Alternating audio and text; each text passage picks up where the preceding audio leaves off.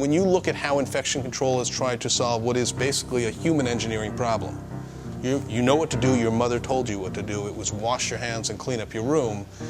We can't do that, so they try to solve this by throwing some fairly toxic chemistry into the products and then put it into widespread use.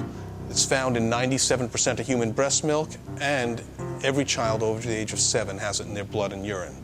Is that really necessary for the kind of benefit we're getting from it? And the answer we came up with was no. But you don't change the world by criticizing what other people are doing. You change the world by giving people another alternative.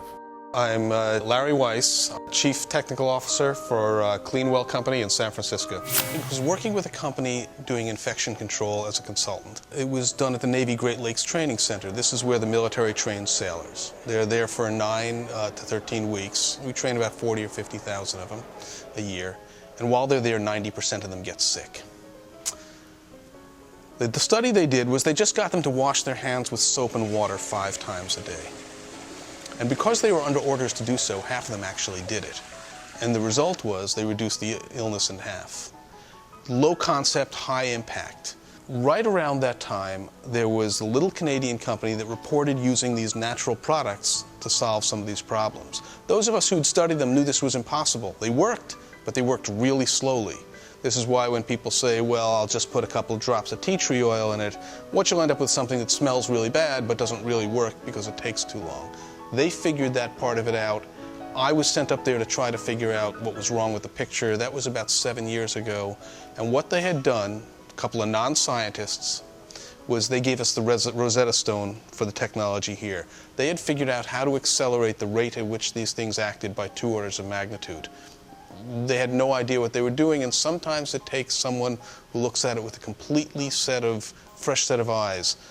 And we have built a very robust technology around this that is entirely based on, quite literally everything in here is food. So there is absolutely no toxicity to any of this. This is soap. Soap is probably the most important medical invention of all time. It has more impact on health than almost anything else that we've done. When organic chemistry came along in the early part of the last century, we figured we could do things better. So we created all sorts of synthetic and semi-synthetic answers to things that, by and large, if we'd actually looked carefully in nature, we'd discover those problems had been solved. Then we created a different metaphor. Our metaphor was war on germs. Well, it better not be a war on germs, because if it is, we're going to lose. These things have been around a lot longer than we have, and they will be around long after we are gone.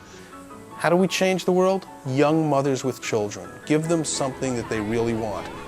They will teach this behavior to their children. And for the guys who happen to live with them, if they tell us this is what we're going to use, we will use it. And we can have a real impact.